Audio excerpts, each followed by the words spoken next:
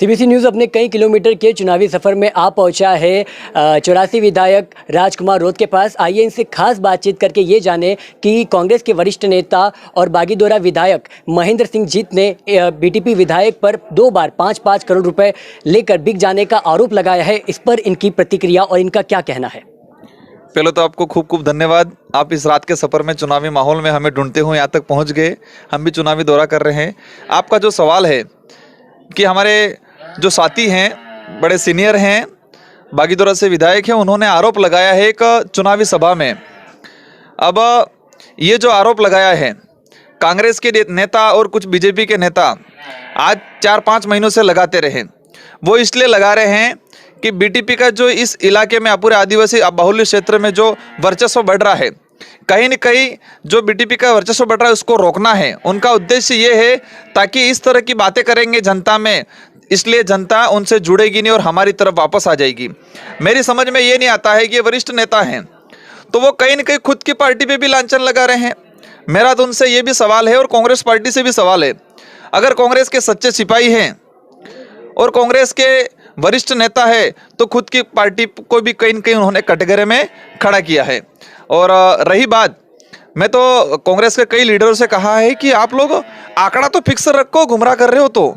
कोई कह रहा है 25 करोड़, कोई कह रहा है 35 करोड़ और कोई कह रहा है 5 करोड़। जनता को गुमराह कर रहे हो, झूठ बोल रहे हो तो झूठ बोल रहे हो तो वो भी तरीके से बोलना चाहिए।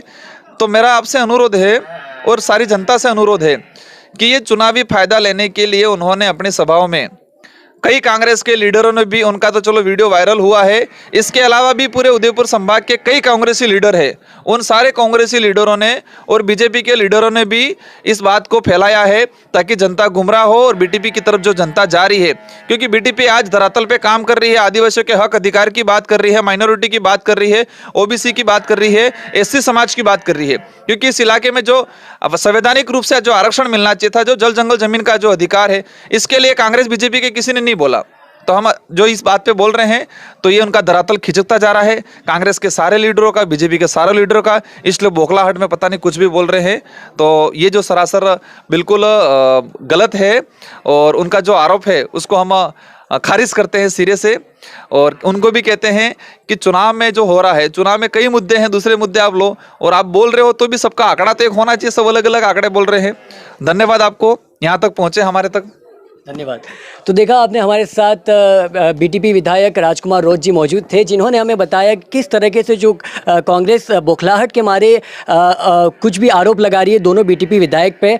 उनको कहीं ना कहीं डर है कि शायद बीटीपी से लोगों का समर्थन जुड़ता जा रहा है और राजकुमार रोध खुद एक युवा नेता है, इसलिए जो युवा समर्थन है वो कहीं ना कहीं समय दर समय इनके साथ जुड़ता जा रहा है। इससे बौखला के अन्य पार्टियाँ इन पर आरोप लगा रही है। आने वाले समय में हम देखेंगे कि और भी आने वाले चुनावों में क्या क्या प्रतिक्रिया सामने आती है और क्या क्या होता है। मेरे सहयोगी शाहिद खान के